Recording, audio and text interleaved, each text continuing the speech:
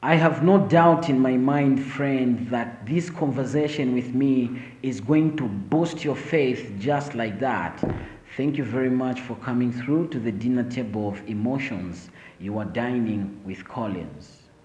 Friend, very quickly, I am going to put on the spotlight something that you are very much familiar with. I am going to put on the spotlight a seed. It doesn't matter, it could be a seed of a certain tree or a certain vegetable. It's a seed that we have put on the spotlight. You agree with me, friend, that when you plant that seed deep into the soil, sooner or later that seed will start germinating. It will develop a stem. From a stem, leaves, it starts growing big and it starts bearing fruits. You know that process very well, but I have a question for you, friend. At first, we just had a seed, but where did the stem come from? I know this might sound crazy, but I want to draw a certain lesson from this analogy of a seed. Where do the leaves come from? And where do many different fruits come from? It was just a seed. Where do those things come from? Friend, what we have to realize is that every seed has a genetic code within it. That is why when you plant a pawpaw seed, for example, you can never see apples. When you plant an apple seed, you can never see oranges. You get exactly what you planted.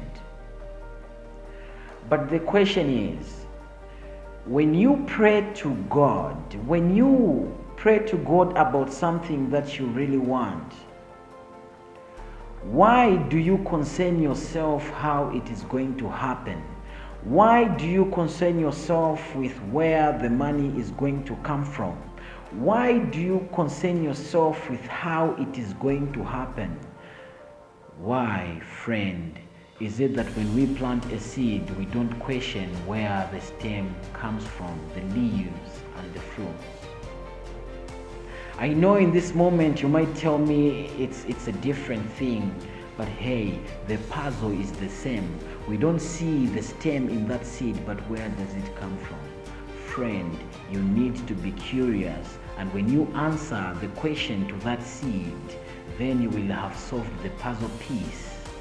You will have solved the puzzle that has been confusing you. You will have come up with that puzzle piece that completes everything.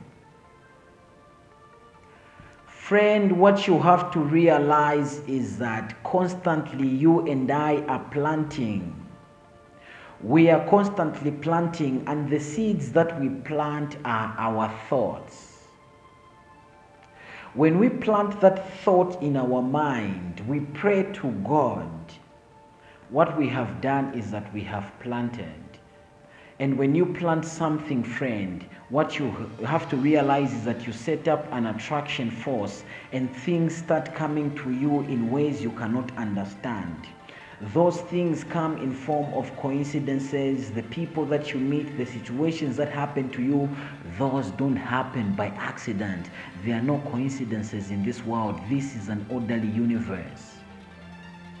Friend, faith, according to Hebrews 11 verse 1, is the substance of things hoped for, the evidence of things not seen. Friend, you need to start seeing the invisible. You need to start seeing the invisible, because everything starts from spirit. When you are thinking about something, when you pray about something, it is in your mind. What you have done is that you have planted. It's just a matter of time before it manifests in physical reality. How it's going to happen, you don't have to concern yourself with that. God creates circumstances that look like coincidences. They are no coincidences. You only get out of life exactly what you planted.